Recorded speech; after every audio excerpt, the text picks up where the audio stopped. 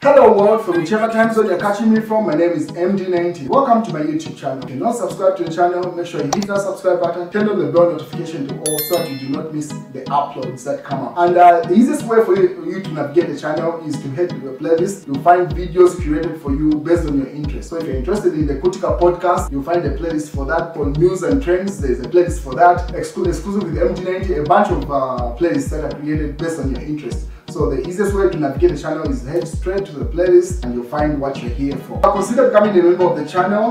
Right next to the subscribe button is the join button. You click on the join button so that you can become a member of the channel. You support the team on the production and a number of things that we're doing here, and we appreciate that.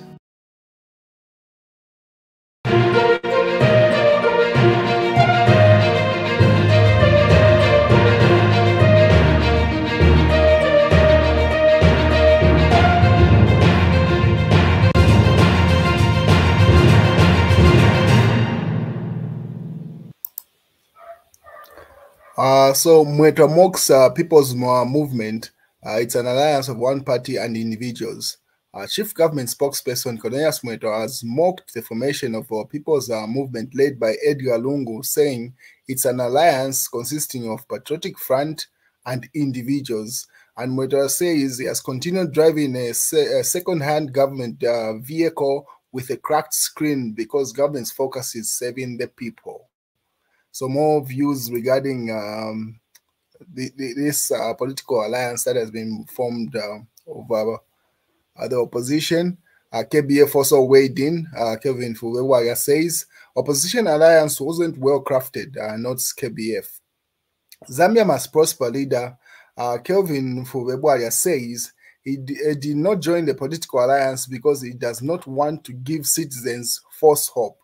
And Fuwe says, he does not think the political parties which have joined the alliance have spoken at length about their expectations and programs. So you can see earlier on I noted to say they have not stated who's going to be their final leader, so and what's the purpose of the alliance. Further on, Winter Kavimba has also criticized the president, President Hakainde Hichilema. So President Hakainde Hichilema criticized for failure to reshuffle or fire non-performing ministers.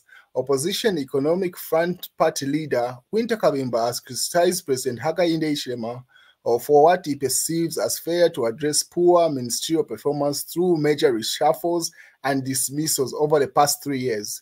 Mr. Kavimba's comments come in the wake of President Hakainde Hichilema's recent changes to various service commissions and Drug Enforcement Commission, DEC, announced on Tuesday. He says it's disheartening to witness the president's apparent reluctance to take decisive action against underperforming ministers, despite evident challenges that the country is facing.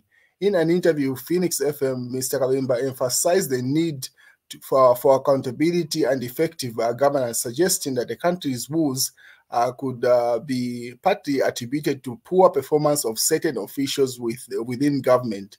Mr. Kavimba is of the view that recent changes will not address the incompetence among top officials in government, which has so far led to the poor service delivery. So those are the views from Winter Kavimba to President Hakainde Hichilema.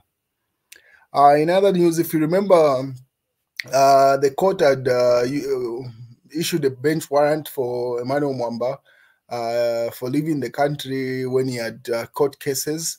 So he's back in the country now, and he was in court today, and this is what happened in court. So court revokes bench warrant issued against Emmanuel Mwamba.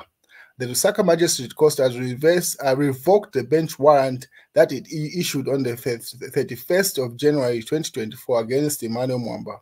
This is after Emmanuel Mwamba returned from the United States and presented himself before court.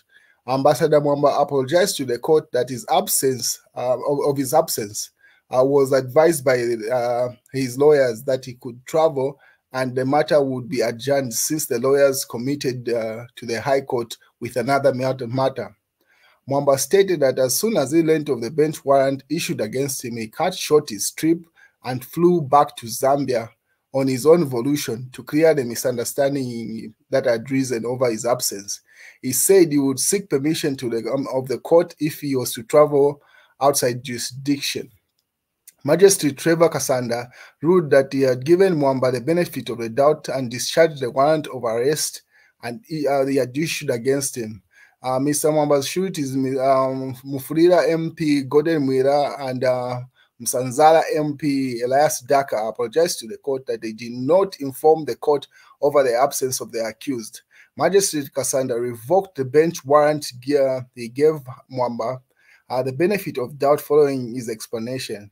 He also reminded the lawyer that the authority the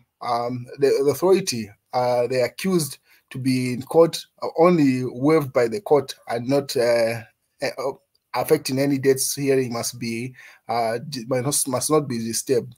The state applied for varying conditions of police bond, waiving conditions of police bond on Emmanuel Mwamba. The state applied that the passport must be deposited at court and other stiffer conditions. The state also alleged that Mwamba was a flight risk, but counsel for Mwamba, Makebi Zulu of the Makebi and Associates Advocates objected applications stating the allegations that Mwamba was a flight risk were malicious as demonstrated by his presence in court today. But Magistrate Kasanda got his passport and asked it be returned by the clerk of the court. So that's the news with Mwamba. He has dodged an arrest. It has been revoked. And then he offered his views. And, these are opinions that were issued in the MAST. Says the mines never asked for tax breaks. It was a one-man decision. But what motivated him to, Mulusa asks. And then Emmanuel Mwamba writes the following. He says, Musokotwane and the mines are a tragic relationship that robs Zambians of billions of dollars. Musokotwane has consistently implemented mining policies that deprive Zambians of billions. And then he goes further to highlight what Musokotwane has done over the years. So Emmanuel Mwamba says, in 2009, Musokotwane abolished the windfall and other tax measures that earned Zambia up to $600 million in 2008 alone. In 2021, Musokotwane abolished the mineral royalties tax that was non-deductible and profit-sharing scaling model. That total was earning the country up to $1 billion per year since 2019. The controversial SME ZCCMIH and First Quantum deal on Kansenshi to convert dividend rights of royalties payments over the Kansenshi mines and possible loss of 2.5 billion US dollars that the government has not expressed interest to recover. So he's simply stating to say this is what's going on in the mine, and Musokotwane did not consult when waiving those taxes. Neither did the mines request for them, says Mulusa, the person you see on screen there. What is the majority of the Patriotic Front individuals were in court today? So, and then Given Lumenda says, the courts are full of politicians. Volwinda was heard saying, we will start to go for MCC meetings, Kuno. These are committee meetings of the central committee meetings of the Patriotic Front.